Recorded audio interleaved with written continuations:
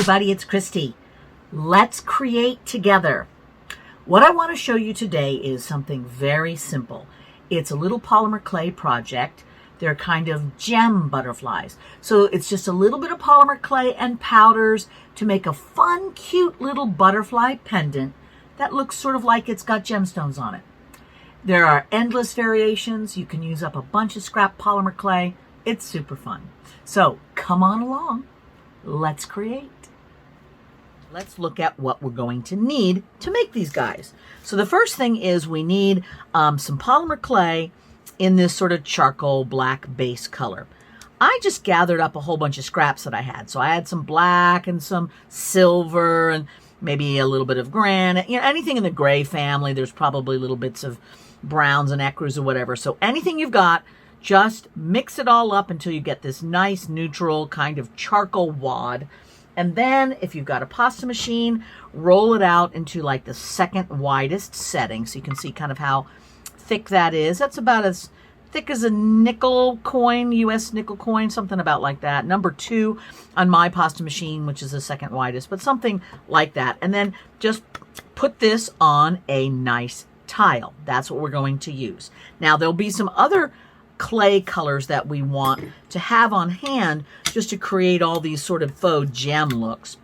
So I just went through my pile and just grabbed an assortment of colors that amused me. I've used most of those in these little guys, as you can see, but it's kind of up to you what you got lying around and what you want to use. So I've got some blues and yellows and pink, you know, gem colors, all right? We only need little snippets of each one. So doesn't that look fun? What a lovely little palette. So have that nearby. All right, so then you're going to need an eye pin of some kind. Let me grab these. An eye pin is just like a head pin, a wire. These, I think, are like 20 or 22 gauge, something like that. Thick enough to hold their own as a place where we can put the jump rings and then, you know, add your necklace or whatever you're going to use to string them.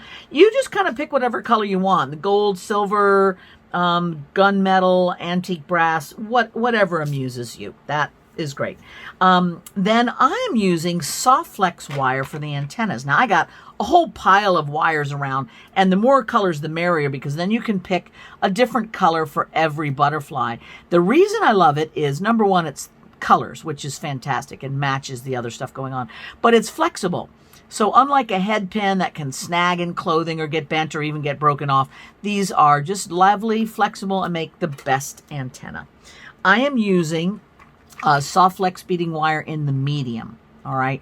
And then just all kinds. So that diameter is 0.019 if you're looking for that. So anything similar, just a medium thickness should make a perfect antenna of whatever colors you've got lying around.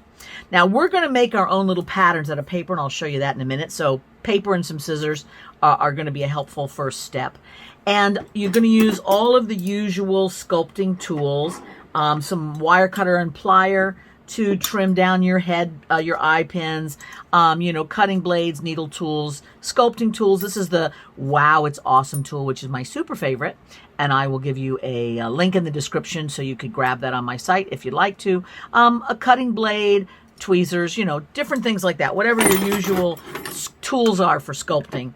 And then I'm using a whole bunch of different powders. I'm using Pastel, and that is to create sort of the little nuance of shading here so that it looks more rounded and more gem-like. So any kind of chalk powder. You could also use mica powders, which are shiny. Those could work well too. Just any kind of powder that you have lying around that will help make it look more interesting is terrific. I'll again have a link in the description on a kind of starter set of pen pastels that I highly recommend that you can get through my Amazon influencer page links. That's a great one. But even just chalk pastels that you kind of scrape the little pastel sticks and use that powder will work. One other thing that I added, which was new to me, this is a pan pastel, by the way. This one is called the Black Coarse, the Pearl Medium. The 014 is the number. And it's just black with some kind of glitter base in it. I did use that here and there just to create a little bit of variation in the black. Like I've swiped some along here and put a little here and there. It adds just a little bit of a shimmer to the black surface, so you can do that if you want. Okay, so that's what you're going to gather up, and obviously you'll have an oven to bake your polymer clay in, because polymer is an oven baking clay, which we'll talk about later. And let's gather all that stuff up and let's begin. So the first thing I did is I started to sort of sketch out kind of the feel of the way the butterfly could look, being really super simple, because I wanted all of the wing shapes to be kind of self-contained in just one shape, not individual, you know how butterflies have 4 wings or moths have 4 wings. But I wanted it to all be one shape so that it would be as simple as possible and as durable and sturdy as possible. So I just started sketching some things out. That's often how I start with that. But then once I had sort of an idea of what I wanted, and here's a bunch of the patterns, is then I just took a little piece of, you know, regular copy paper, and if you want, you can freeform it, or you can sketch, fold it so that you have 2 halves that are equal, and then just kind of do like your sketch of what you think the wing should look like. Don't get too crazy, because, you know, you just want a nice simple thing that's going to look like a butterfly without lots of little pieces sticking all around, is my opinion to start with. So then I'm just going to cut that out. And I'm using, I love these scissors. These are Chickamasa scissors. They're a Japanese ikebana, you know, flower arranging scissor. And I just love them for all kinds of craft work, because they have a lot of wonderful features to it. There's also going to be a description of those. If you're looking for a nifty pair of crafting scissors, I recommend these. But you can use any scissors, it's no problem. And then when you cut that open, you see you'll have just a lovely little butterfly type pattern. And you can see all the different ones that I did. They all have different pros and cons, a little bit different sizes. All of those are fun. And I think I'm just going to end up using something, you know, very simple, but hang on to them, because then you'll have lots of patterns for as many of those as you want. So now I have my pattern, and I have taken my charcoal gray scrap clay, run it through the pasta machine at the second widest setting. We looked at that already. I've got it on my tile. And now I'm going to take my pattern, just lay it down so I can cut this shape out. All right, cutting the shape out, I find a craft knife works the best, and usually you can just sort of press the shape on and it'll stay. And one thing that's helpful to remember, and I know this is a silly little tip, but it helps, is that you do not have to cut the whole shape out all at once, because sometimes it's just hard to get every little crevice and crack, and you end up being all upside down and crazy with it. You know, you can take it in stages and just cut it as you need to. And if you want a more delicate, light, thin piece, then of course you could make your clay cutout even thinner. So like I said, I made mine at the second thickest, but boy, you could go even thinner if you like. Polymer clay, if it's baked properly, it holds up really well. You know, there's a sort of flexibility to the baked clay that is quite strong, you know, without it being rigid and breaking. So you should be okay with even thinner. All right, so now I've just peeled that away, and I'm going to take off that pattern, and let's see what we've got here. All right, now what's going to happen is it's going to be pretty irregular looking, right? That's okay. So I'm taking a cutting blade. This is used in polymer clay all the time, and I'm pushing it down against the tile so I can kind of spatula it off. And I'm touching all over. Okay, so here's my clay hack. Fingerprints are your friend. You want to touch all over the clay when you're making organic things, because what that does is it puts like an overall sort of velvety texture on the whole thing, so that anytime you do like a little fingernail gouge, or you drop something and you make a little whatever, you do not have to try and make the whole thing smooth again, which is impossible and insanity inducing. What you have to do is just touch it again with your little fingers, and it'll all go back to that beautiful velvet finish, which is just so much better and easier and fun, and it looks great. Now, if you have just one big giant thumbprint in the middle, that could look weird, although that also can be a decorative embellishment style if you choose. But if you just touch it all over like this, it is so much easier than to bring it all back into a nice even surface and make it look like it's perfect. Okay, so this is what I did. I touched it all over. I kind of smoothed all the sides. You notice that I used my fingers on the sides. I kind of pinched it just a little along the edges so that it looks delicate, even though it is still quite sturdy. And then I'm just going to press it down and make sure I'm happy with it and that it's grabbed onto the tile, because then I can bake it directly on the tile. All right, we're looking good so far, aren't we? Okay, so now I'm going to take a needle tool or something similar, and I'm just going to kind of press a little line in the middle. This is just to sort of guide me, make sure I'm seeing the center of the piece. And I'm going to take a little bit of the leftover, and I'm going to make a little blob that looks like the head, because it is the head. And I'm just going to press it into place right here. Now, when I press it on, this isn't going to be the final head. It's going to be flat along with the wings, so it's not going to stick up high or anything. This is the base that the head's going to go on. And I'm going to push it and make sure that it is connected to the body, okay? That way, I can take my head pin, trim it off so I don't need quite so much of it, and I'm going to take, whoops, threw away the wrong half. Okay, I'm going to take my head pin and I'm going to bend a little hook in it. Now, the reason why I do this is I want to make sure that this thing does not pull out, all right? Because wire does not stick permanently into polymer clay, okay? There's no like inherent like adhesionness between that. It's basically going to sit in place. It's going to get sandwiched in with more clay. But if it's just a straight stem, it could pull out, right? But that hook will keep it from pulling out. And then I'm just going to place it so that the tip of that eye pin is visible at the top of the head, just a tiny bit pushed in, but not much. And then that's going to go down the center and be covered up by the body. So you don't want this to get too out of control, or it will be difficult to cover it up. Then we're going to figure out what color do we want for our antennas. Now, I am very partial to turquoise and aqua, so I am reaching for this one. This is the turquoise color. And I just freaking love this color. It's so delightful. And I'm going to snip just 2 little pieces. Actually, this one's a little longer than I need. All right. And I'm going to just place these right in. Now, you can't bend this because it just doesn't work that way. But the nifty thing about this SoftFlex wire is it does have a little bit of a plastic coating on it. So when it gets embedded in the clay, that plastic coating heats up in the oven. It kind of makes a nice little grab on the polymer clay. So it really kind of stays in place quite well. Now you see how I've kind of tucked that in as close to the wire as I can, have it sticking out. Later on, if that's too long and you want to trim it down, you sure can. So now I'm going to take another little ball of clay for the top part of the head, right? And about like this big. That might be a little big. Let's make it a tiny bit smaller. How about like that? And I'm going to just make it slightly oval, flatten it just a little.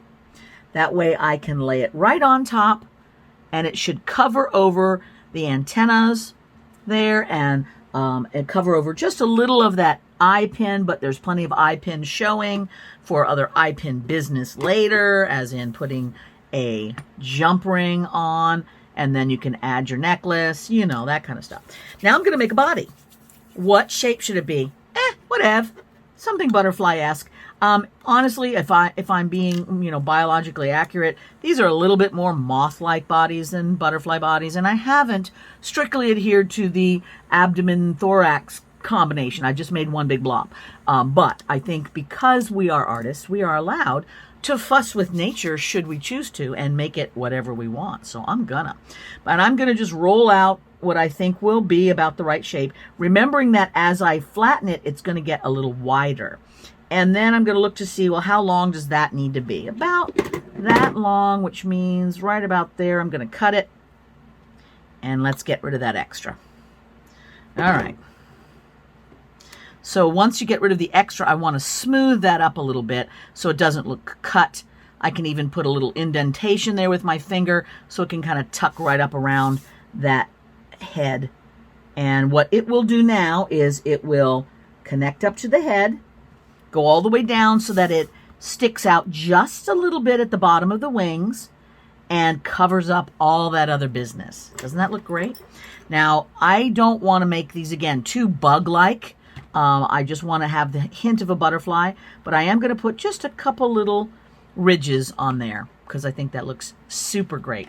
Okay, so one of the things we need, and I forgot to tell you, but I think you'll figure that out, is that I need a brush to apply powders, right? And usually I use several different brushes depending on what I'm going to do with them. And I always have like a little carpet square nearby so I can clean my brush as I go along.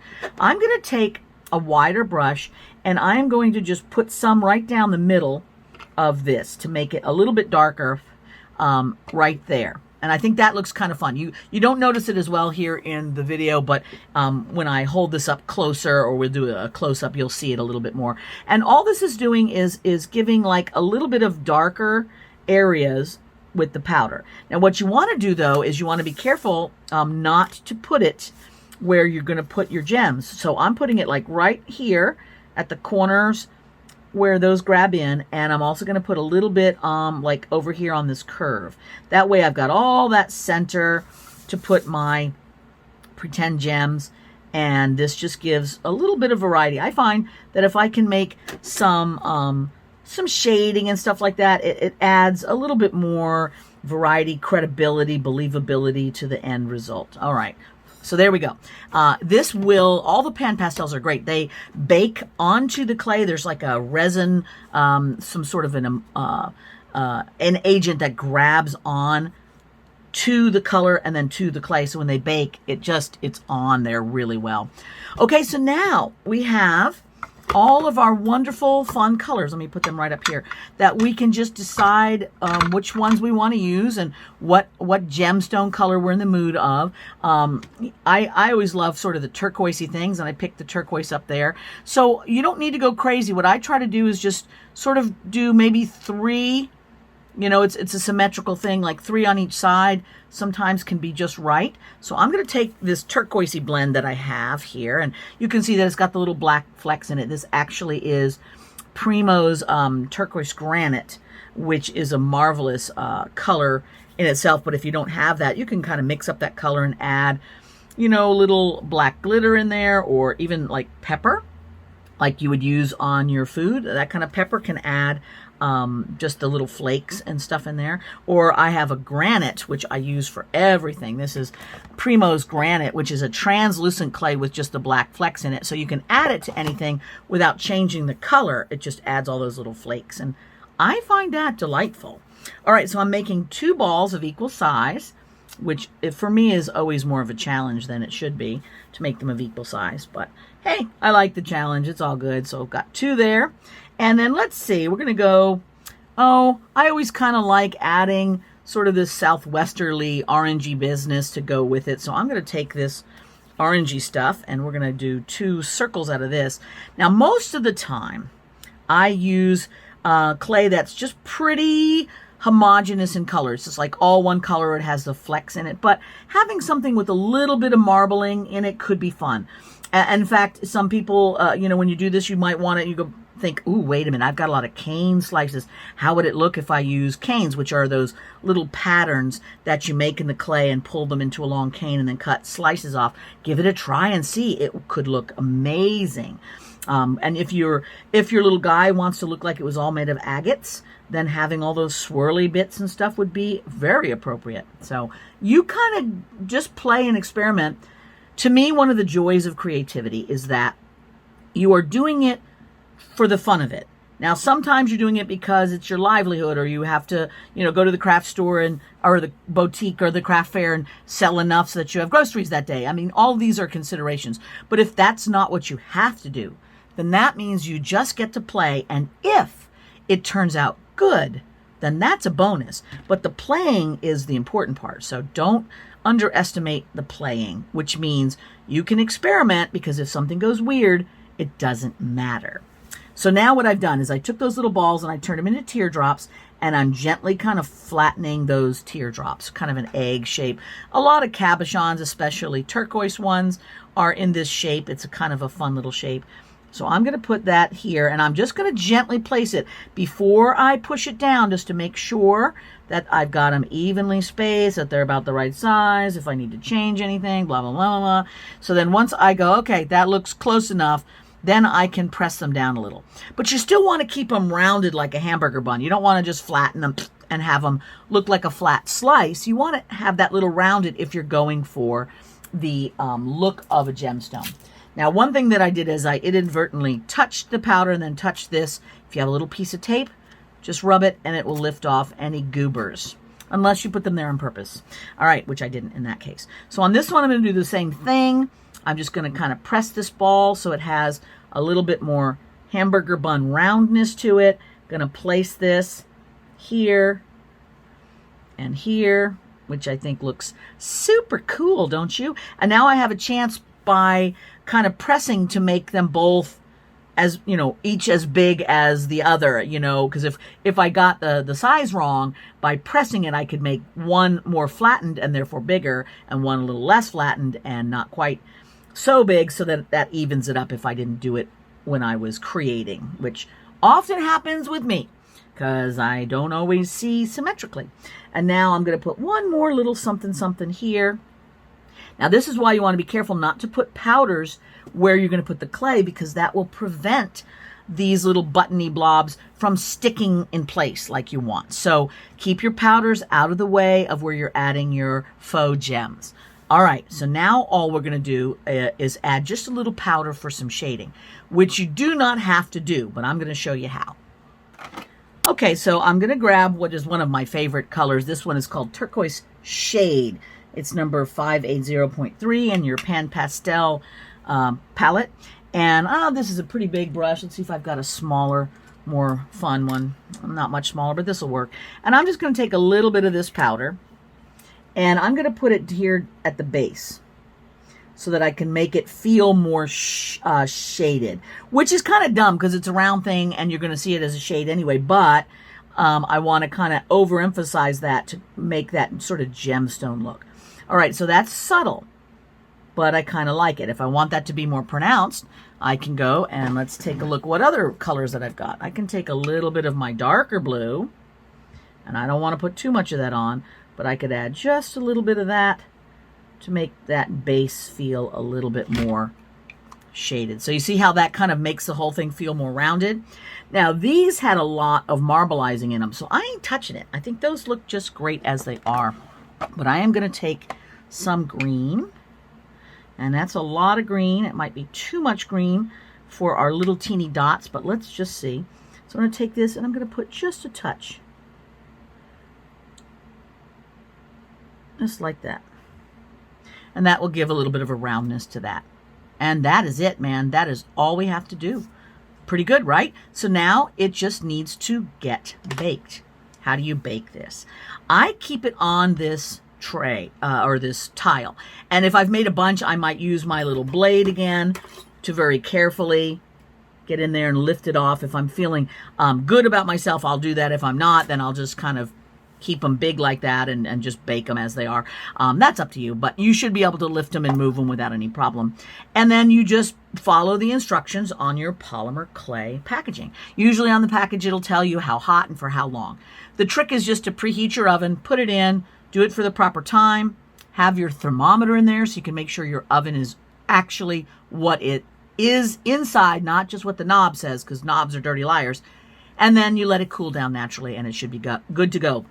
When it's baked properly, polymer clay should have a little bit of give to it.